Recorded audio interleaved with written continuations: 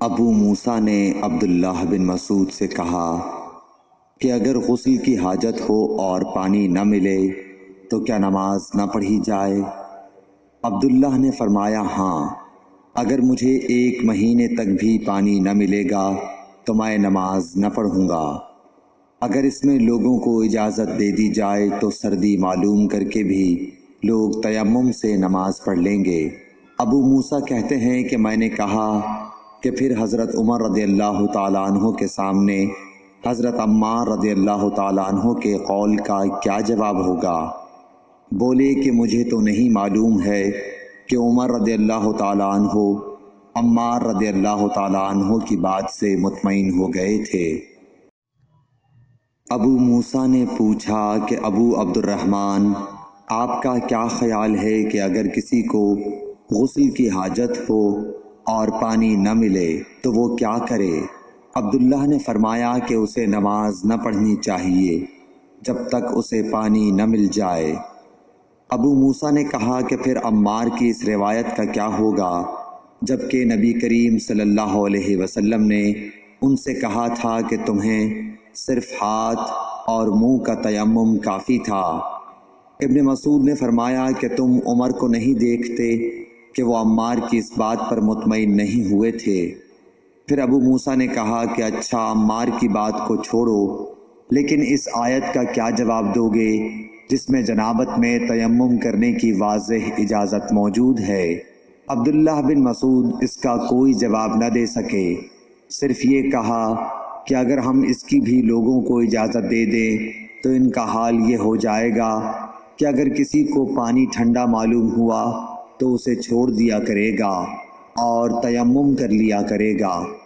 اعمش کہتے ہیں کہ میں نے شفیق سے کہا کہ گویا عبداللہ نے اس وجہ سے یہ صورت ناپسند کی تھی، تو انہوں نے جواب دیا کہ ہاں۔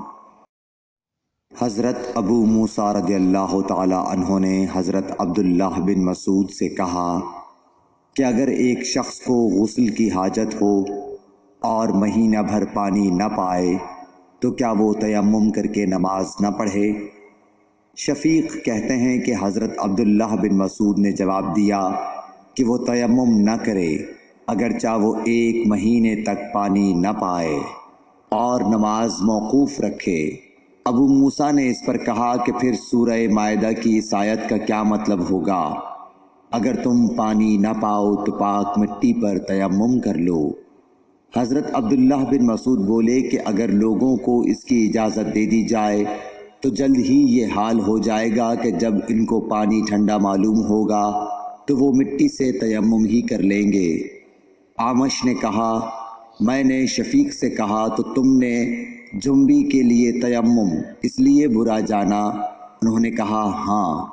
پھر حضرت ابو موسیٰ اشعری رضی اللہ تعالیٰ عنہ نے فرمایا کہ کیا آپ کو حضرت عمار کا حضرت عمر بن خطاب رضی اللہ تعالیٰ عنہ کے سامنے یہ قول معلوم نہیں کہ مجھے رسول اللہ صلی اللہ علیہ وسلم نے کسی کام کے لیے بھیجا تھا، سفر میں مجھے غسل کی ضرورت ہو گئی لیکن پانی نہیں ملا، اس لیے میں مٹی میں جانور کی طرح لوٹ پوٹ لیا۔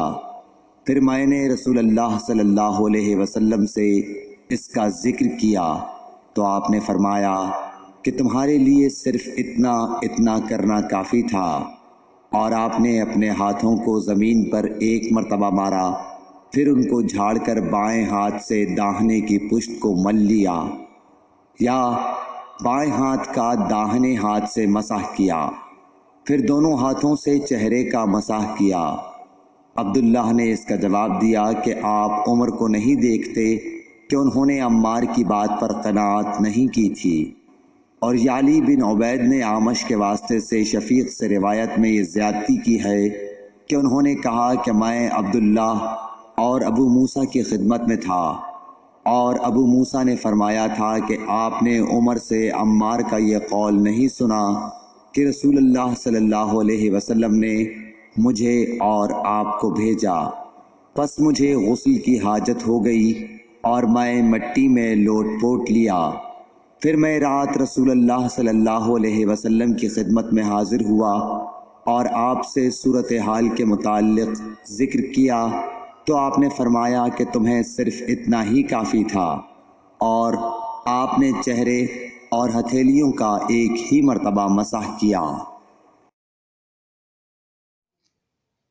عمران بن حسین خزائی سے روایت ہے کہ رسول اللہ صلی اللہ علیہ وسلم نے ایک آدمی کو دیکھا کہ الگ کھڑا ہوا ہے اور لوگوں کے ساتھ نماز میں شریک نہیں ہو رہا ہے۔ آپ نے فرمایا کہ اے فلاں، تمہیں لوگوں کے ساتھ نماز پڑھنے سے کس چیز نے روک دیا؟ اس نے عرض کی، یا رسول اللہ، مجھے غسل کی ضرورت ہو گئی اور پانی نہیں ہے۔ آپ نے فرمایا، پھر تم کو پاک مٹی سے تیمم کرنا ضروری تھا، پس وہ تمہارے لیے کافی ہوتا۔